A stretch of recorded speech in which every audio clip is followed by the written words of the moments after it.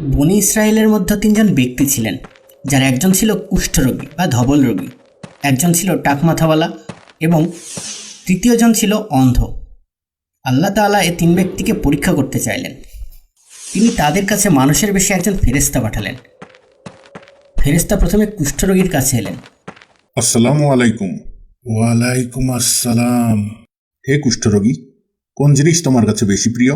আমার কাছে সবচেয়ে বেশি প্রিয় হলো সুন্দর ত্বক ও সুন্দর রং, আর এই কুষ্ঠরোগ থেকে আরোগ্য, যে রোগের জন্য মানুষজন আমাকে ঘৃণা করে।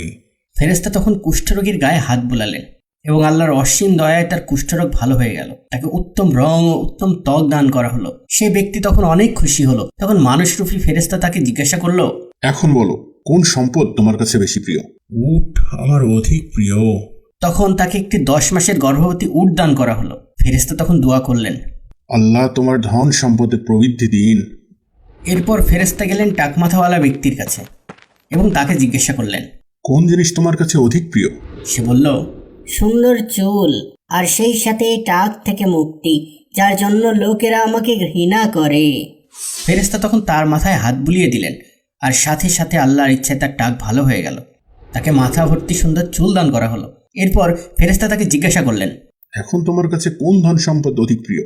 সে বলল, গরু আমার অধিক প্রিয়।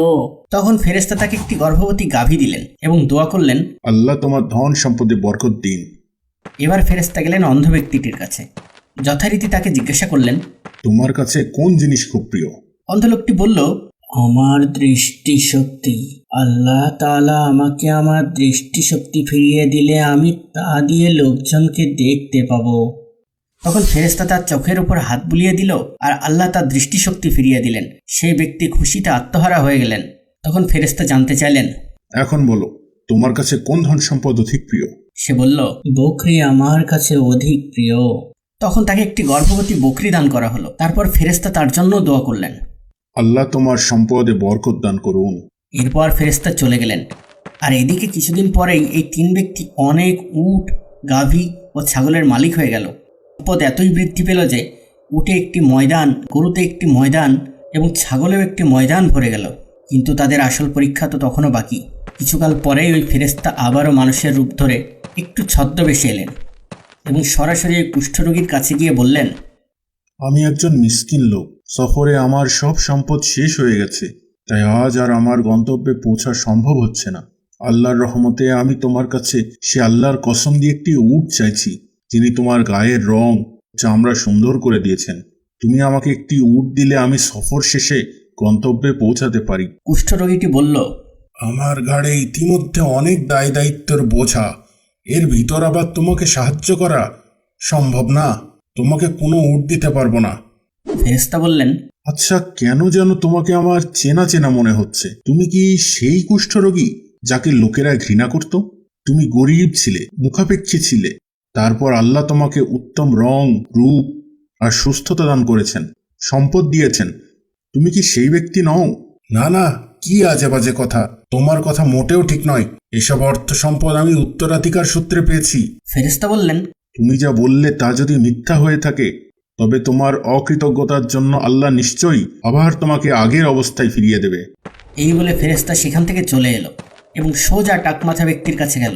তার কাছেও ঠিক আগের মতোই নিজের অসহায়ত্বের কথা বললেন এবং সাহায্য হিসেবে একটি গাভী চাইলেন। টাকমাথা লোকটাও এই একই জবাব দিল।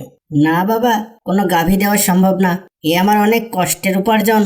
তখন ফেরেশতা বললেন, তুমি যদি মিথ্যা বলে থাকো, তবে আল্লাহ তোমাকে যেন পূর্ব অবস্থায় ফিরিয়ে দেন। এরপর ফেরেশতা চলে এলেন অন্ধ লোকটির কাছে এবং তাকেও বললেন, আমি একজন মিসকিন ও পথিক। আমার সফরের সব মাল সামান শেষ। গন্তব্যে পৌঁছার জন্য আল্লাহর সাহায্য ছাড়া কিছুই নেই। আমি তোমার কাছে ওই আল্লাহর দোহাই দিয়ে একটি বকরি চাই, যিনি তোমাকে দৃষ্টিশক্তি ফিরিয়ে দিয়েছেন এবং অনেক বকরির মালিক করেছেন। তাহলে আমি গন্তব্যে পৌঁছাতে পারি। ফেরেশতার কথা শুনেই লোকটি বলল, হ্যাঁ হ্যাঁ, আমি অন্ধ ছিলাম, আল্লাহ আমাকে দৃষ্টিশক্তি ফিরিয়ে দিয়েছেন, আমাকে সম্পদশালী করেছেন। যাও যাও, তুমি যত চাও নিয়ে যাও, আর যা ইচ্ছা রেখে যাও। আল্লাহর কসম, তুমি যা নিবে তা আমি কখনোই ফেরত চাইব না। অন্ধের জবাব শুনে ফেরেশতা খুব খুশি হলেন। বললেন, তোমার মাল তুমিই রাখো, এগুলোর আমার কোনোই প্রয়োজন নেই। তোমাকে তো শুধু পরীক্ষা করা হচ্ছিল, আর তুমি পাশ করে গেছো, আর আল্লাহ তোমার উপর সন্তুষ্ট হয়েছেন। আফসোস তোমার অপর ওই 2 সাথীর জন্য যারা পাশ করতে পারেনি। আল্লাহ তাদের উপর অনেক নাখোশ হয়েছেন, আর তাই তাদেরকে তাদের পূর্বের অবস্থায় ফিরিয়ে দেওয়া হয়েছে।